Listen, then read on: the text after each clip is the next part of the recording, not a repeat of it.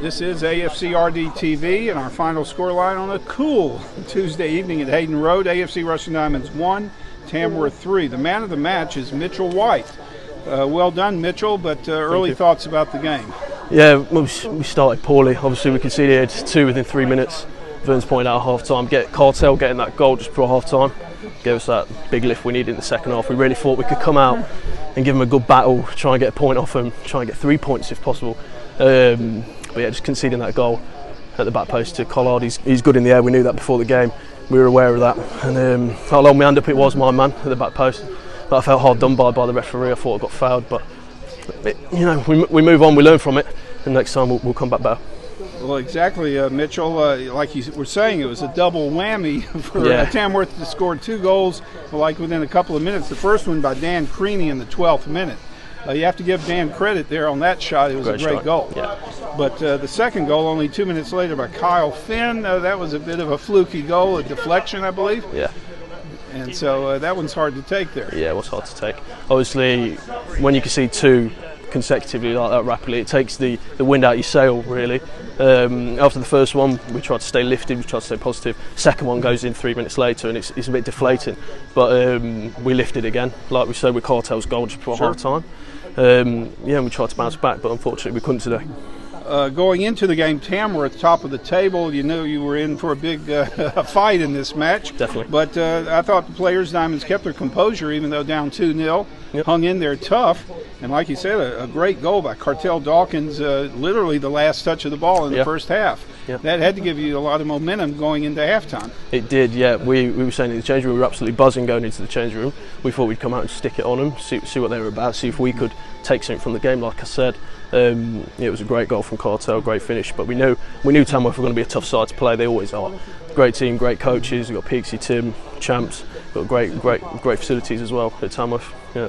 So the only goal in the second half in the 68th minute by Collard, was that offside or not really a goal, or what was the deal on that one? It's arguably offside. From my point of view, obviously, it's going to be offside because I thought our player lost the header. Their player knocked it on. He should have been offside. He obviously fouled me as well in the process. I felt like I was fouled anyway, maybe not in the referee's eyes, but like I say, it is what it is. We need to learn from it, maybe win the first one, not give the free kick away in the first place. We need to get better at that, not letting the ball break down as much in midfield and giving silly free kicks away so that can happen, because obviously if we don't give that away, the ball doesn't come in. We know how much of a threat they were in the air, we know how much of a threat Collard was from the off. Oh sure. And we kept giving them silly free kicks to aid that really and get the ball into the box and win headers all the time. It was a bit confusing on the play. First, it was given as a goal, and then the referee, the linesman, called it off. But then the Tamworth players protested. Yeah. Maybe the art of persuasion, and the next thing you know, it's given as a goal. So, I think so. Did that take the stuffing out of somewhat Diamonds players for the next few minutes? Yeah, it's tough to say. I think so. A few heads went down, but. We stayed positive. We stayed as positive as we could. We had great play towards the final 5 minutes of the game. We were building up nice in the far corner with Connor, Courtney, myself, Peter, all combining well in the edge of the box. It just wouldn't quite fall for us today. We didn't get enough shots off. We didn't make enough opportunities in front of goal. Maybe decision making was a bit slow in the final third. Maybe we can improve on that at training. Maybe something to work on. But going forward, it does look positive. The changing room is getting more lively. And we can see we're working hard for each other now on the pitch. Like we say, we came off the pitch today. For 9-10 of us were covered in mud head to toe. Oh wow! Well, long time in the shower. Let's see. You're one of the new lads now with Diamonds. Tell us a little bit how it came to be. You were with the academy and also Cookna. Yeah. So I'm with the under-23s in the scholarship program. Great facilities down at Moulton we have. So we train 3 times a day. So with the 23s, obviously it's a pathway to this first team here. My Saturday football, I was playing with Cookno, with Scott Carlin, like Biffa, Bats. So I was playing with them down at Cookno, and then I got my opportunity to come here when Matty Vernon took over as interim. Got to thank Matty Vernon for giving me the chance tonight to get my first, my full debut for the club tonight, and I've rewarded him hopefully enough with the man of the match performance. Sure. Well, I'll throw you a curve, Mitchell. Are you confident going into the France match for England? Have you had time to watch the World Cup? I am. I've been watching the World Cup. Unfortunately, I've missed a few England games due to football commitments. You know, we trained on the Tuesday night. We played Wales, so I missed that one. But yeah, I'm confident going into the France game. Obviously, people are worried about Mbappe, but we've got Kyle Walker to defend him. You know, most experienced player. I think France should be more worried about Jude Bellingham. Yeah, definitely. Rabiot versus Jude Bellingham, who comes out on top there. All right, so well, good luck in that match. But of course, next game for Diamonds will be away at Needham Market. Yep. So I think confidence is building, and hopefully we'll get a good result against the Market men. I do hope so. Yeah, it's a long way down in Ipswich, Needham Market on Saturday, but I think we'll be really up for it on Saturday when it comes by kick-off. Hopefully we can build on the performance today. We played good stuff. Like I said, hitting good areas. Final decision making in the final third. We'll be quicker on Saturday. We'll make sure of it. We'll work on it on Thursday. That's what we need. Yeah. All right. Thanks, Mitchell. We'll get plenty of shots away. Cheers. Get some goals. Thank you. Well, Matt, another frustrating night at Hayden Road. It seemed like it was going to be a long night after the 15 minutes, but your side battled back into the game. I suppose the real frustration is, the manner of the goals we've conceded tonight. Yeah, I mean, first of all, we said, I said to the players directly after the second one went in, the next 15 minutes would show a lot of their character.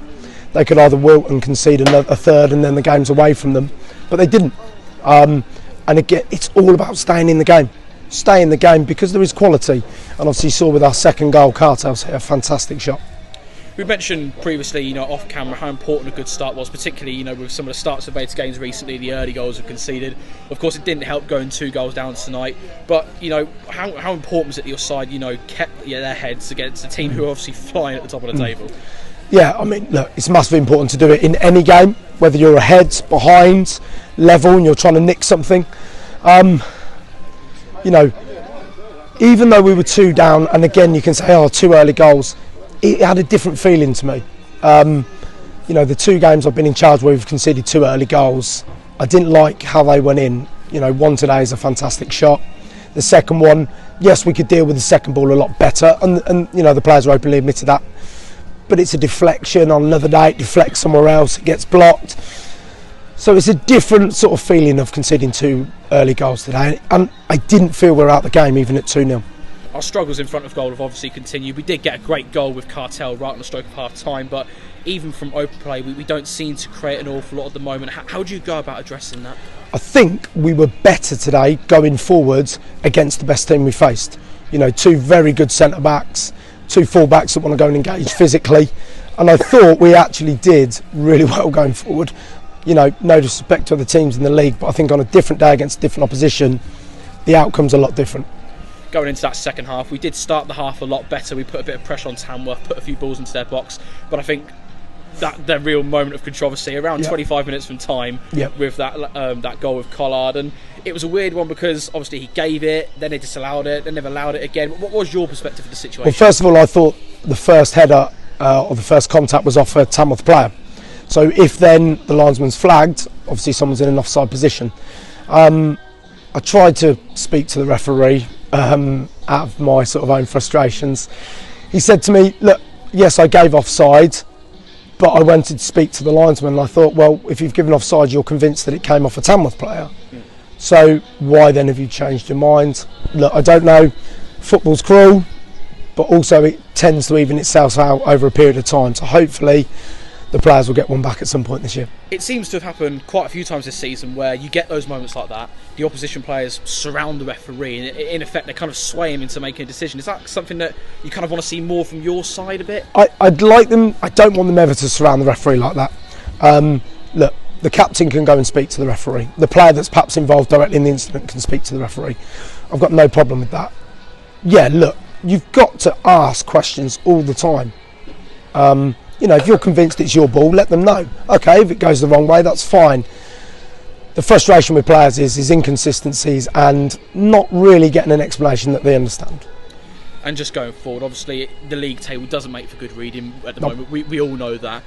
Now, whether or not this is your last game in charge, of course we don't know yet, but what do you think the new gaffer coming in has to do to turn things around? I mean, look, my personal opinion is the lads really got round each other tonight, more than I've seen in a long time. So they've got to build off that. They've got to make sure the lads know that they're going to fight for each other. The new manager has to instill that in them even further. and then get them clicking. You know, I said to them, we're going to train Thursday. It won't be a massively tough session, but enjoy each other's company, because that will carry you a long way. It's an early start on Saturday, of course. We travel to Needham Mark, who incidentally, were the last team we kept a clean sheet against. So hopefully, that's a good omen going into that game. Absolutely. Yeah, I mean, look, the aim is 3 points. If I could have took a point before kick-off tonight, maybe I'm considering it.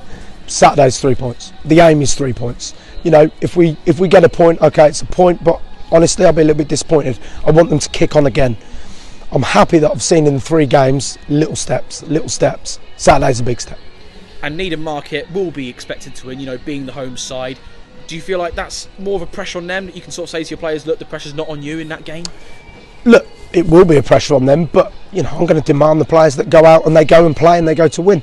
All I hear is it's a lovely surface. Well, we've got technically fantastic footballers, and if we can pop the ball around and play, you know, I believe we'll cause them problems. Well, thanks for your time, Matt. We'll see you on Saturday. You're very I don't need love.